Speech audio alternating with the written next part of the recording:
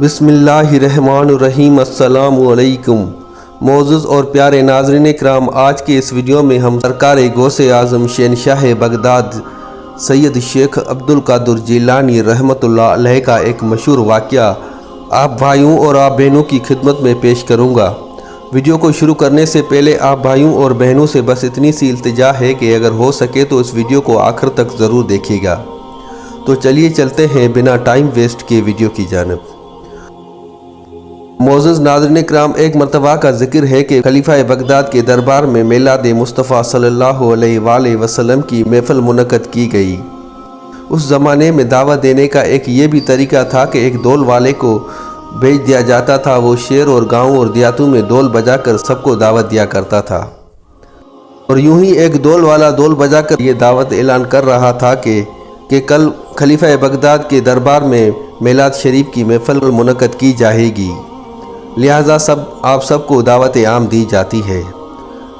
ये आवाज़ एक घर में मौजूद एक माँ बेटी ने सुनी, तो जिस पर उसकी माँ ने कहा कि बेटी जल्दी जल्दी से नहा धोकर नए कपड़े पहनकर तैयार हो जाओ, हम भी इस बाबरकत महफ़िल में शिरकत ज़रूर करेंगे।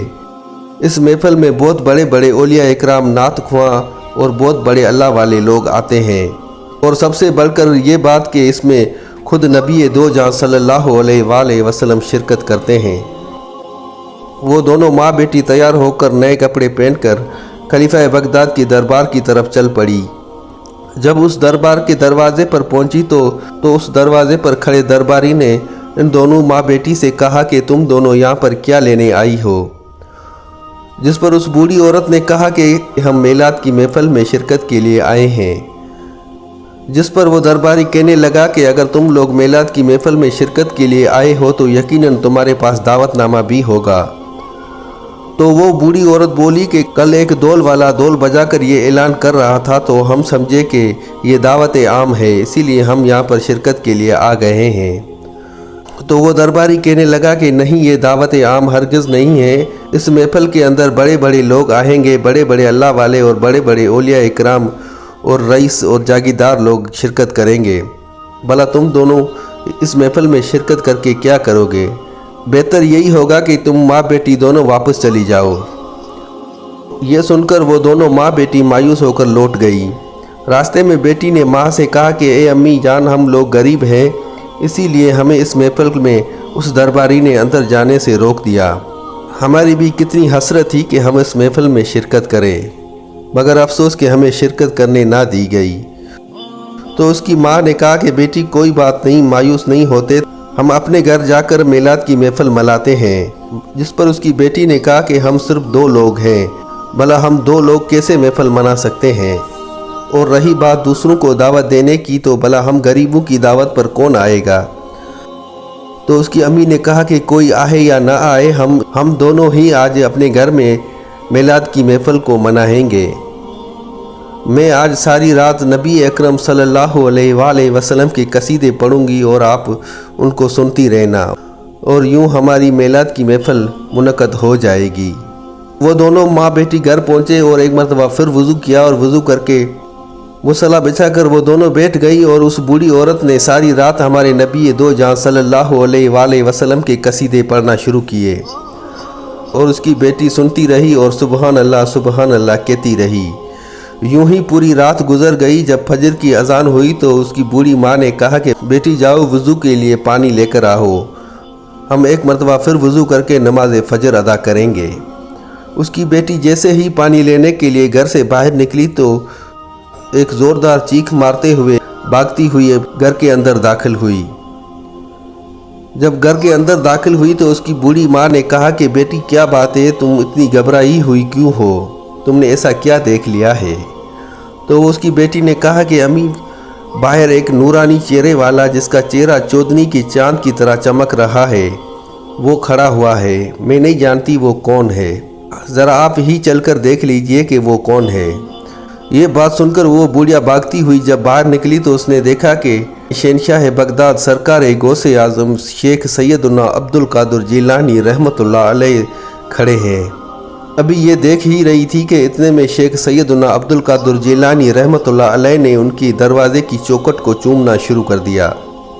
ये देखकर उन माँ बेटी की हैरत में और भी इजाफा हुआ तो वो बुढ़िया कहने लगी कि हुजूर आप हम गुनाहगारों की चौखट को भला क्यों चूम रहे हैं। जिस पर शेख सैयदना अब्दुल कादिर जिलानी रहमतुल्लाह अलैह ने कहा कि मैं आपके दरवाज़े की चौखट को नहीं बल्कि नबी दो जहां सल्लल्लाहु अलैहि वसल्लम के कदम मुबारक के निशान को चूम रहा हूँ। बेशक जहाँ पर नबी अकरम सल्लल्लाहु अलैहि वसल्लम की मिलाद शरीफ मनाही जाती है वहाँ पर खुद हुजूर अकरम सल्लल्लाहु अलैहि वसल्लम जलवा अफरोज़ होते हैं। सारे नाज़रीन किराम, आज के इस वीडियो में हम सरकार गौसे आज़म शहंशाह बगदाद शेख सैयदना अब्दुल कादिर जिलानी रहमतुल्लाह अलैह के बचपन मुबारक के चंद हैरान कुन वाक़यात और करामात और आप रहमतुल्लाह अलैह की इब्तिदाई तालीम और आप रहमतुल्लाह अलैह के कितने उस्ताद थे और उनके क्या नाम है, और जब शेर बगदाद में कहत साली पड़ी और लोग दरख्तों के पत्ते खाने पर मजबूर हुए तो उस वक्त आप रहमतुल्लाह अलैह भी शेर बगदाद में मौजूद थे। ये सारे हालात और वाक़यात इस वीडियो की शक्ल में आप दोस्तों की खिदमत में पेश करने जा रहा हूँ। आप भाइयों और बहनों से बस छोटी सी इल्तिजा है कि वीडियो को आखिर तक ज़रूर देखिएगा। नाज़रीन किराम, शेख सैयदना अब्दुल कादिर जिलानी रहमतुल्लाह अलैह की विलादत के कुछ ही अरसे के बाद आप रहमतुल्लाह अलैह के वालिद गिरामी का इंतकाल हो गया था। उसके बाद आपकी परवरिश की ज़िम्मेदारी आपके नाना हज़रत अब्दुल्ला सहमी रहमतुल्लाह अलैह और आपके वालिदा माजिदा के कंधों पर आ गई थी। और जब आप रहमतुल्लाह अलैह 5 बरस के हुए तो आपकी वालिदा माजिदा ने जिलान के शहर के एक मदरसे में आपको दाखिल करवाया और आपने इब्तिदाई तालीम उसी मदरसे से हासिल फरमाई। इस मदरसे में आप रहमतुल्लाह अलैह ने 10 साल की उम्र में इब्तिदाई तालीम के ऊपर मुकम्मल महारत हासिल कर ली थी। और दौरान तालीम एक अजीब मुशाहिदा पेश आया कि जब आप रहमतुल्लाह अलैह मदरसे के लिए घर से निकलते तो रास्ते में चंद नूरानी सूरतों को देखते। आप रहमतुल्लाह अलैह देखते कि वो नूरानी सूरतें आपके पीछे पीछे मदरसे तक आपके साथ आती रहती। और जब आप रहमतुल्लाह अलैह मदरसे में पहुंचते तो वो नूरानी चेहरे वाले सबको कहते कि हटो अल्लाह के वली को जगह दो, हटो अल्लाह के वली को जगह दो। एक दफ़ा का वाक़या है कि आप रहमतुल्लाह अलैह के साहिबजादे अब्दुल रज़ाक रहमतुल्लाह अलैह ने फरमाया कि एक मरतबा आप रहमतुल्लाह अलैह से किसी ने पूछा कि आपको पहली दफ़ा कब पता चला कि आप अल्लाह के वली हैं। जिस पर आप रहमतुल्लाह अलैह ने फरमाया जब मैं 10 साल का था तो उस वक्त में गाँव के एक मदरसे में ज़ेर तालीम था। उस वक्त में फ़रिश्तों को अपने आगे पीछे चलता हुआ देखता था और जब मैं मदरसे में पहुँचता तो वो नूरानी चेहरे वाले फ़रिश्ते सबको ये बोलते कि हटो अल्लाह के वली को जगह दो, हटो अल्लाह के वली को जगह दो। तब मुझे पता चला कि मुझे अल्लाह ताला ने वलायत अता फरमाई है। अभी आप रहमतुल्लाह अलैह मदरसे में ज़ेर तालीम ही थे कि आपके नाना जान हज़रत अब्दुल्ला सहमी रहमतुल्लाह अलैह का इंतकाल हो गया। आपके नाना जान के इंतकाल के बाद आपकी तालीम की और आपकी तरबियत की सारी जिम्मेदारी आपकी वालिदा माजिदा के कंधों पर आ गई थी और आपकी वालिदा माजिदा ने बड़ी इस्तकामत और हौसले के साथ आपकी परवरिश की और किसी भी किस्म की कोई कमी या कोताही ना बरती। और जब आप रहमतुल्लाह अलैह 18 साल को पहुँचे तो आप रहमतुल्लाह अलैह ने अपने गाँव गीलान के मदरसे में कुरान शरीफ को हिफ्ज़ किया। और एक रवायत से ये भी मालूम होता है कि आप रहमतुल्लाह अलैह ने मुख्स 16 सालों की उम्र में ही मरवजाह उलूम हासिल कर चुके थे। बचपन में जब आप रहमतुल्लाह अलैह गीलान में मौजूद थे तो एक दफ़ा गाँव के कुछ बच्चों ने आपसे अर्ज़ की कि आप भी हमारे साथ चलकर खेलें। जिस पर आप रहमतुल्लाह अलैह ने फरमाया ठीक है चलो चलकर खेलते हैं। और बाहर जाकर आप रहमतुल्लाह अलैह ने तमाम बच्चों को बोला कि पहले मैं बोलूँगा ला इलाहा, उसके बाद आप सब ने ये कहना है कि इल्लल्लाह। और फिर इसी तरह से हुआ कि आप रहमतुल्लाह अलैह जब ला इलाहा बोलते तो बाकी तमाम बच्चे इल्लल्लाह बोलते और इसी तरह वो पूरा गाँव ला इलाहा इल्लल्लाह के ज़िक्र से गूंज उठा। उसके बाद आप रहमतुल्लाह अलैह ने आला तालीम हासिल करने के लिए बगदाद शरीफ जाने का इरादा फरमाया क्योंकि बगदाद उस वक्त इल्म इस्लामिया का एक मरकज़ था। बहुत दूर दूर से लोग यहाँ पर तालीम हासिल करने के लिए आते थे। जब आप रहमतुल्लाह अलैह ने बगदाद जाने का इरादा फरमाया तो उस वक्त आपकी वालिदा माजिदा बिल्कुल ही ज़ईफ़ हो चुकी थी और आपके छोटे भाई अबू अहमद अब्दुल्ला भी अभी बिल्कुल ही छोटे थे। क्योंकि आप रहमतुल्लाह अलैह अपनी वालिदा माजिदा के उम्मीदों के मोहर थे। मगर इन सब के बावजूद आप रहमतुल्लाह अलैह ने बगदाद जाने का इरादा पक्का फरमाया हुआ था और आपकी वालिदा माजिदा ने आपको दिल से इजाज़त भी दे दी थी। उसके बाद आप रहमतुल्लाह अलैह ने जिलान से बगदाद का एक लंबा तवील और मुश्किल तरीन सफ़र तय फरमाया। सन 488 हिजरी से सन 1095 ईस्वी में جب آپ رحمۃ اللہ علیہ شیر بغداد پہنچے تو اس وقت بغداد کے خلیفے مستظر باللہ عباسی کا دور تھا۔ اس دور میں بغداد کے مدرسہ نظامیہ کی حیثیت اس دور کے یونیورسٹیوں کے برابر ہے۔ اس مدرسے میں دنیا جہان کے مشہور اور قابل استاد پڑھایا کرتے تھے۔ آپ رحمۃ اللہ علیہ نے بھی اسی مدرسے میں داخلہ لیا۔ اس وقت بغداد شہر ایک ترقی یافتہ شہر تھا اور اس شہر میں رہائش پر بہت زیادہ خرچہ ہوتا تھا۔ آپ رحمۃ اللہ علیہ کے وہ 40 دینار جو آپ رحمۃ اللہ علیہ کی والدہ ماجدہ نے آپ کو دیے تھے وہ چند ہی دنوں میں ختم ہو چکے، اور اس کے بعد آپ رحمۃ اللہ علیہ نے بہت سے دن فاقے میں گزارے، مگر صبر اور استقامت سے دینی تعلیم حاصل کرتے رہے۔ اس مدرسے کا ایک اصول یہ بھی تھا کہ جب بھی اس کی بٹائی ہوتی تھی تو مدرسے کے طالب علم آس پاس کے گاؤں کے زمینداروں کے پاس چاول لینے جایا کرتے تھے۔ ایک دفعہ چند لڑکوں نے آپ رحمۃ اللہ علیہ کو بھی ساتھ چلنے کا کہا۔ آپ رحمۃ اللہ علیہ نے انکار کیا تو ان لوگوں نے بہت ضد کی، جس پر آپ رحمۃ اللہ علیہ بھی ان کے ساتھ مل کر زمینداروں سے چاول لینے کے لیے تشریف لے گئے۔ وہاں پر جب پہنچے تو حضرت یعقوبی رحمۃ اللہ علیہ نے آپ رحمۃ اللہ علیہ کی پیشانی پر ولایت کے آثار دیکھ کر آپ رحمۃ اللہ علیہ سے فرمایا کہ اے بیٹے، حق کے طالب سوائے اللہ کے اور کسی سے نہیں مانگا کرتے، اور کہا کہ بیٹا آپ کی یہ شان و شایان یہ نہیں ہے کہ آپ کسی غیر کے آگے ہاتھ پھیلائے۔ اس بزرگ کی یہ نصیحت آپ کے اوپر اتنا اثر انداز ہوئی کہ پھر اس کے بعد ساری زندگی آپ نے سوائے اپنے رب کے اور کسی کے آگے ہاتھ نہ پھیلائے، اور باقی لوگوں کو بھی سوائے اللہ کے اور کسی کے آگے ہاتھ پھیلانے سے منع فرمایا کرتے تھے۔ آپ رحمۃ اللہ علیہ فرماتے ہیں کہ تعلیم کے دوران جو مصیبتیں، جو تکلیفیں، جو مشکلات میں نے برداشت کی، اگر وہ تکلیفیں اور مصیبتیں ایک پہاڑ کے اوپر رکھ جائے تو وہ پہاڑ بھی ریزہ ریزہ ہو کر ٹوٹ جائے۔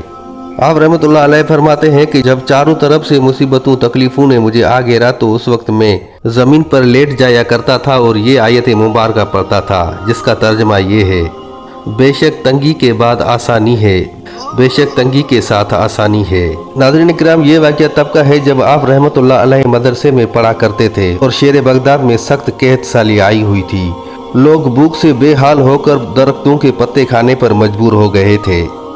ایک مرتبہ جب آپ رحمۃ اللہ علیہ کو بھی شدید بھوک لگی تو آپ رحمۃ اللہ علیہ بھی جنگل میں درخت کے پتے کھانے کی نیت سے گئے۔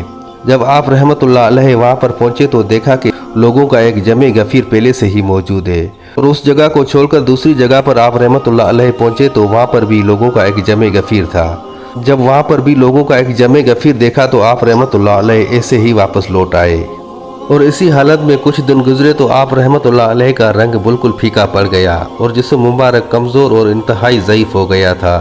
اسی حالت میں آپ رحمۃ اللہ علیہ بغداد کے ایک محلے سے آپ گزر رہے تھے کہ اللہ تعالیٰ کے ایک نیک بندے نے آپ کو ایک خیرات کی پرچی دی۔ آپ نے وہ پرچی دکاندار کو دے کر ان سے ایک روٹی اور حلوہ لے لیا۔ اب یہ روٹی اور حلوہ لے کر آپ رحمۃ اللہ علیہ مسجد کی طرف روانہ ہوئے۔ جب مسجد کی طرف روانہ ہوئے تو راستے میں آپ رحمۃ اللہ علیہ کو ایک دوسری پرچی نظر آئی، جس کے اوپر یہ تحریر تھا کہ اللہ کے بندے دنیا کی لذتوں سے بے نیاز ہوتے ہیں۔ یہ پڑھ کر اس کے بعد آپ رحمۃ اللہ علیہ نے اتنی بھوک ہونے کے باوجود بھی وہ روٹی نہ کھائی اور وہ روٹی اللہ کے نام پر خیرات کر دی۔ بغداد شہر میں قحط سالی کی یہ خبر دور دور تک پھیل چکی تھی، یہاں تک کہ جب آپ رحمۃ اللہ علیہ کی والدہ ماجدہ کو یہ پتہ چلا تو آپ رحمۃ اللہ علیہ کی والدہ ماجدہ بہت ہی زیادہ پریشان ہوئی، اور آپ رحمۃ اللہ علیہ کی والدہ ماجدہ نے کسی شخص کے ہاتھوں آپ کے لیے 8 دینار بھیج دیے۔ جب وہ شخص شہر بغداد میں آیا تو آپ رحمۃ اللہ علیہ کو اس نے بہت تلاش کیا، مگر آپ رحمۃ اللہ علیہ اسے نہ ملے۔ ایک دفعہ ہوا یوں کہ آپ رحمۃ اللہ علیہ بھی تھک ہار کر ایک مسجد میں آ کر بیٹھ گئے، اور ابھی آپ کو بیٹھے تھوڑی ہی دیر ہوئی تھی کہ آپ نے دیکھا کہ وہاں پر ایک اجمی نوجوان آ کر بیٹھ گیا، جس کے ہاتھ میں بنا ہوا گوشت اور روٹی تھی۔ اس نوجوان نے آپ کی طرف دیکھا اور آپ سے بھی اصرار کیا کہ آئیں آپ بھی میرے ساتھ مل کر کھانا کھائیں، جس پر آپ رحمۃ اللہ علیہ نے منع فرما دیا۔ لیکن اس نوجوان کے بار بار اصرار کرنے کے بعد آپ رحمۃ اللہ علیہ نے اس نوجوان کے ساتھ بیٹھ کر کھانا کھایا۔ ابھی کھانے پہ بیٹھے ہی تھے کہ گفتگو کا آغاز ہوا تو آپ رحمۃ اللہ علیہ نے اس نوجوان سے پوچھا کہ آپ کون ہو؟ تو اس اجمی نوجوان نے کہا کہ میں جیلان کا رواسی ہوں، جس پر شیخ سیدنا عبد القادر جیلانی رحمۃ اللہ علیہ نے بھی کہا کہ میں بھی جیلان کا رواسی ہوں اور یہاں پر ایک مدرسے میں تعلیم حاصل کرنے کے لیے آیا ہوں۔ یہ سن کر اس اجمی نوجوان نے کہا کہ کیا آپ کا نام عبد القادر جیلانی ہے؟ تو آپ رحمۃ اللہ علیہ نے کہا کہ جی ہاں۔ تو तो उस नौजवान ने कहा कि जनाब मुझे माफ़ फरमा दीजिए, आपकी वालदा माजिदा ने मुझे 8 दीनार देकर आपके पास भेजा था। मैं जब बगदाद शहर में आया तो आपको बहुत तलाश किया, लेकिन आप मुझे कहीं भी ना मिले। जो मेरे पास अपने खर्चे के लिए दीनार थे वो भी ख़त्म हो गए थे। आज मैं भूख से बेहाल हो गया था और ये जो खाना हम दोनों मिलकर खा रहे हैं ये मैंने आपके पैसों से ही लिया है, लिहाजा आप खुदा के वास्ते मुझे माफ़ फरमा दीजिए। ये सुनकर आप रहमतुल्लाह अलैह ने अल्लाह की रज़ा की खातिर उस नौजवान को माफ़ फरमा दिया। नाज़रीन इकराम, हमारे प्यारे मुर्शिद करीम शेख सैयदना अब्दुल कादिर जिलानी रहमतुल्लाह अलैह ने जिन जिन उस्तादों से तालीम हासिल की थी उनमें से कुछ उस्तादों के नाम ये हैं। नंबर 1 पे आते हैं काजी अल-क़ज़्ज़ात हज़रत अबू सहादी मखरूमी रहमतुल्लाह अलैह। नंबर 2 पे आते हैं अल्लामा अली बिन अकील हम्बली रहमतुल्लाह अलैह। नंबर 3 पर आते हैं अल्लामा महफूज कोज़ानी रहमतुल्लाह अलैह। और नंबर 4 पे आते हैं अल्लामा मोहम्मद बिन काजी अबू याअला रहमतुल्लाह अलैह। और नंबर 5 पर आते हैं अल्लामा मोहम्मद बिन हुसैन बिन अल-फराह हम्बली रहमतुल्लाह अलैह। और नंबर 6 पे आते हैं अल्लामा मोहम्मद हसन बाकलाही रहमतुल्लाह अलैह। और नंबर 7 पर आते हैं मोहम्मद बिन अब्दुल करीम रहमतुल्लाह अलैह। और नंबर 8 पर आते हैं मोहम्मद बिन मोहम्मद अल-फ़रसी रहमतुल्लाह अलैह। और नंबर 9 पे आते हैं अल्लामा अबू बकर अहमद बिन मुज़फ़्फ़र रहमतुल्लाह अलैह। नंबर 10 पर आते हैं अबू जाफ़र अल-कारी रहमतुल्लाह अलैह। नंबर 11वें पे आते हैं अल्लामा सिराज रहमतुल्लाह अलैह। 12 नंबर पर आते हैं अबू अल-क़ासिम अली बिन अहमद करखी रहमतुल्लाह अलैह। और नंबर 13 पर आते हैं अबू तालिब अब्दुल कादिर बिन यूसुफ रहमतुल्लाह अलैह। नंबर 14 पर आते हैं अल्लामा अब्दुल रहमान बिन अहमद रहमतुल्लाह अलैह। नंबर 15 पे आते हैं अल्लामा अबू अल बरकात हुब्बतुल्लाह बिन अल मुबारक रहमतुल्लाह अलैह। नंबर 16 पर आते हैं अबू अल अज़ मोहम्मद बिन अल मुख्तार रहमतुल्लाह अलैह। नंबर 17 पे आते हैं अबू नसर मोहम्मद रहमतुल्लाह अलैह। नंबर 18 पे आते हैं अल्लामा अबू गालिब रहमतुल्लाह अलैह। और नंबर 19 पर आते हैं अबू अब्दुल्ला यहिया रहमतुल्लाह अलैह। नंबर 20 पर आते हैं अल्लामा अबू अल हसन बिन अल मुबारक रहमतुल्लाह अलैह। और नंबर 21 पर आते हैं अबू अल मंसूर अब्दुल रहमान अल-क़ज़्ज़ार रहमतुल्लाह अलैह। और आखिर में आते हैं अल्लामा अबू अल बरकात आकूली रहमतुल्लाह अलैह। ये सारे आप रहमतुल्लाह अलैह के उस्ताद मुबारक थे। आप रहमतुल्लाह अलैह फरमाते हैं कि मैं बचपन में जब मदरसे जाया करता था तो रोज़ाना एक शख्स मदरसे मेरे साथ चलता था। एक दिन मैंने उनसे पूछा कि आप कौन हो, तो उसने मुझे कहा कि मैं अल्लाह का एक फ़रिश्ता हूँ और अल्लाह पाक ने मेरी ड्यूटी लगाई है कि मैं रोज़ाना आपके साथ मदरसे जाऊँ और आपके साथ ही वहीं पर रहूँ। नाज़रीन इकराम, ये थी आज की छोटी सी वीडियो। उम्मीद करता हूँ आप भाइयों और बहनों को वीडियो अच्छी लगी होगी। अगर भाई की वीडियो अच्छी लगी तो भाई के चैनल को सब्सक्राइब ज़रूर कर दीजिएगा और अगर हो सके तो ये वीडियो अपने दोस्तों के साथ शेयर कर दीजिएगा। मिलते हैं अगले वीडियो में, तब तक के लिए अपना और अपने इस चैनल का बहुत सारा ख्याल रखिएगा। जज़ाकल्लाह।